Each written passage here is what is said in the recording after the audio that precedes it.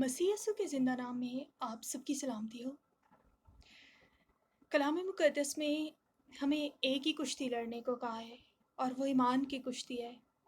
बहुत दफ़ा हम ईमानदार होते हुए इब्लीस से लड़ते रहते हैं, इब्लीस से झगड़ते रहते हैं, इब्लीस को डांटते रहते हैं। दुआया जगहों पर जाकर भी हम इब्लीस से बातें करते रहते हैं और इब्लीस को ही डांटते रहते हैं और अपना ज़्यादा वक्त जो है वो इब्लीस से लड़ने में गुजार देते हैं। और बहुत से लोग तो खुदावंद की हुजूरी में इसलिए आते हैं ताकि इब्लीस से लड़ सकें।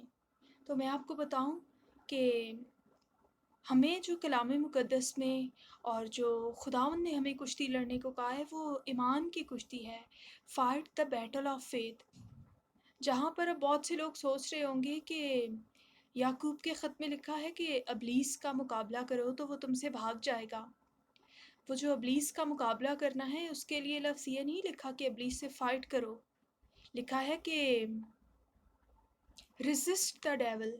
उसे रेजिस्ट करें, उसे उसकी औकात दिखाएं कि वो इब्लीस पर, वो सलीब पर पहले ही हार चुका है, वो पहले ही शिकस्त खा चुका है। अब उसका कोई इख्तियार नहीं है ईमानदारों पर, हम पे उसका कोई इख्तियार नहीं है। अगर आप ईमानदार हैं तो इब्लीस से ना लड़िए, इब्लीस से कुश्ती ना करें, ईमान की कुश्ती लड़ें। क्योंकि कलाम मुक़द्दस में अगर ईमानदार जीता है तो ईमान से जीता है। ईमान की बैटल लड़ें।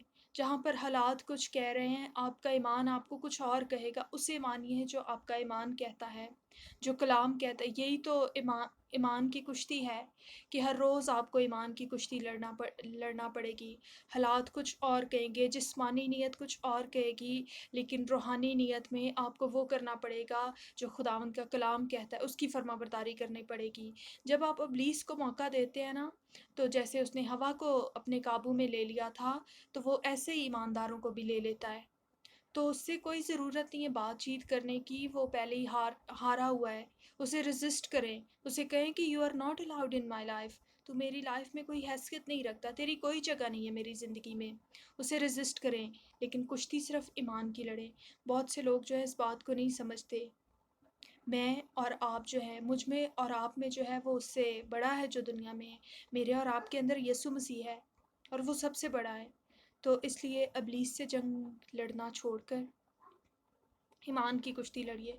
जब पौलुस रसूल इस दुनिया से रुखसत हो रहे थे तो उन्होंने कहा कि मैं ईमान की अच्छी कुश्ती लड़ चुका। उन्होंने ये नहीं कहा कि मैं इब्लीस को यहाँ हरा चुका, वहाँ हरा चुका, मैं ये कर चुका। उसने कहा मैंने ईमान की अच्छी कुश्ती लड़ी है। मैं अपनी सारी ज़िंदगी ईमान की कुश्ती लड़ता रहा हूँ, मसीह के लिए काम करके, उसके लिए जान दे के मैंने ईमान की अच्छी कुश्ती लड़ी है। तो मैं और आप भी ईमान की कुश्ती लड़ने के लिए बुलाए गए हैं।